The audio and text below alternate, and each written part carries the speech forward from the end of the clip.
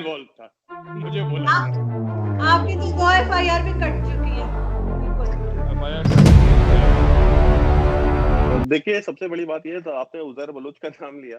अच्छा, ये अली जैदी को ये जो नई JIT मिली है घर पे उनके, ये मिली कैसे है? और उनको एक प्रेस कॉन्फ्रेंस में एक शरारती साफी ने पूछा कि अच्छा वो जो शख्स आया था जो आपके गार्ड को दे के चला गया ये लिफाफा क्या खाकी कलर का था? तो उन्होंने कहा जी जी जी खाकी कलर का था।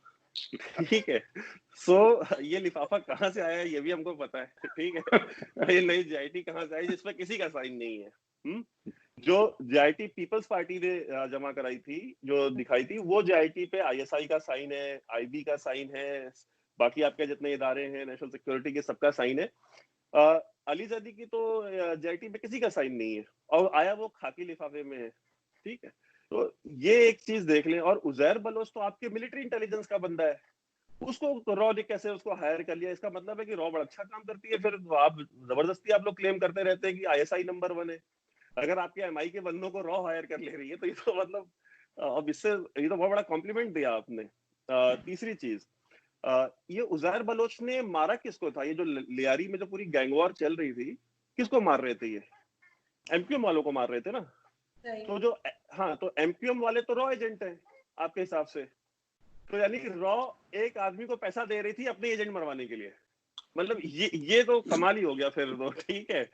और तीसरी चीज मैं ये कहना चाहता हूँ कि अभी साहब को, ब्रिगेड साहब को बड़ा अफसोस हो रहा था कि उस बच्चे को इस तरह से उठा के लेके गए और उसके सामने जो है उसके दादा को मार दिया। सर साहिवाल में पिछले साल एक केस हुआ था, वहां पे उस दो बच्चियों के सामने उनके पूरे परिवार को गोली मार दी, माँ को भी मार दी, बाप को भी गोली मार दी। किसने मारी थी? आपके यहाँ CTD वालों ने मारी थी ना। और उसमें क्या एहतसाब हुआ आज तक? ठीक है। क्या एक भी बंदे का कन्विक्शन हुआ? या उन दोनों, वो जो दोनों बच्चियां थी जिनको मीडिया जो उनके पीछे पड़ा हुआ था, मुझे नहीं पता वो साइकोलॉजिकली उनके ऊपर कितना इम्पैक्ट पड़ा होगा जब आप छोटी छोटी बच्चियों के सामने माँ बाप को गोली मार दी जाए। ठीक है। और घेर करके मारा था, बीच सड़क पे मारा था, गाड़ी रोक के मारा था। आप यहाँ कोई बात करता है इसके ऊपर? आपने कभी कहा कि भाई इसमें क्या बना इस केस में, या ये जो बंदे थे इनको इंसाफ हम दिलवाएंगे? इमरान खान ने बड़ी बातें करी थी कि हम इनको इंसाफ दिलवाएंगे, हम ये करेंगे वो करेंगे। वो केस आज भी वही है जहां पे 1 साल पहले था वो। आपने कहा कि डैम जो है वो हम हाइड्रो पावर बना रहे हैं चाइना यहाँ पे। सर अगर चाइना डैम बना रहा है तो सर फिर ये डैम फंड आपकी हुकूमत क्यों कलेक्ट कर रही? तो वो चीफ जस्टिस साकिब निसार साहब, वो डैम बनाते बनाते डैम पुल बना गए पूरी कौम को। ठीक है। वो गायब है, वो दिखते ही नहीं है। कोई बंदा बेचारा मोबाइल से 10 रुपए दे रहा था अपने बैलेंस से, कोई 50 रुपए दे रहा था। और इमरान खान ने भी जो अपील की थी जो बैरून मुल्क पाकिस्तानी है उनसे कि भाई आप इसमें पैसे डालें। साकिब निसार साहब तो लंदन, कनाडा और पता अमेरिका कहाँ कहाँ जाकर के वो बड़े बड़े चेक्स, जैसे वो क्रिकेट मैचेस में वो बड़े वाले चेक मिलते हैं ना, तो वो साइज के चेक्स जो है ले लेकर के फोटो खिंचवाते फिर रहे थे। तो सर वो डैम फंड कहाँ गया, उसमें कितने पैसे इकट्ठा हुए, ये इसका हिसाब किसी के पास नहीं है पाकिस्तान में। ठीक है।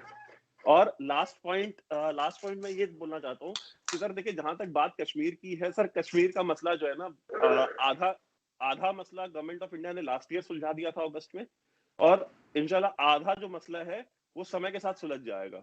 लेकिन जो जैसे मेजर साहब ने कहा कि टेरिटोरियल इंटीग्रिटी में कोई कॉम्प्रोमाइज नहीं, सर आपने कहा ना, मेजर साहब ने बात ही शुरू करी थी इसी पॉइंट से कि भाई आप बात करें कश्मीर की, किसने रोका है?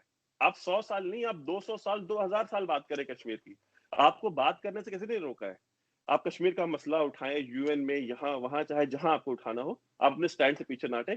लेकिन अगर टेररिज्म होगा, कोई बंदा गन उठाएगा, सर यहाँ दिल्ली में शाहीन बाग में बैठ करके लोगों ने और JNU में लोगों ने खड़े होकर नारे लगाए कि भारत की बर्बादी तक जंग चलेगी। तो सर यहाँ पे सर बड़े तमाशे चलते हैं सर डेमोक्रेसी में ना sir. Democracy is the dance of stupidity. यहाँ सब कुछ चलता है, यहाँ पे दुनिया भर का तमाशा चलता है। मोदी को दरिंदर मोदी और उसको खूनी कातिल बहुत तरह के वर्ड्स लोग यूज करते हैं। क्या मोदी ने कभी जवाब दिया? मोदी ने इमरान खान के एक ट्वीट का जवाब नहीं दिया आज तक, और ना उनके पास टाइम है ना। हाँ, और इमरान खान ने कम से कम 500 ट्वीट किए होंगे अगस्त से लेकर अभी तक, एक ट्वीट का जवाब नहीं दिया मोदी ने। तो ये सर डेमोक्रेसी में ये होता है, जब एक जो बंदा इलेक्टेड होता है ना, वो एक इलेक्टेड बंदे की तरह सोचता है, और जो सिलेक्टेड होता है वो सिलेक्टेड की तरह बिहेव करता है, क्योंकि उसका ट्विटर हैंडल भी कोई तीसरा बंदा चला रहा होता है, वो खुद नहीं चलाता।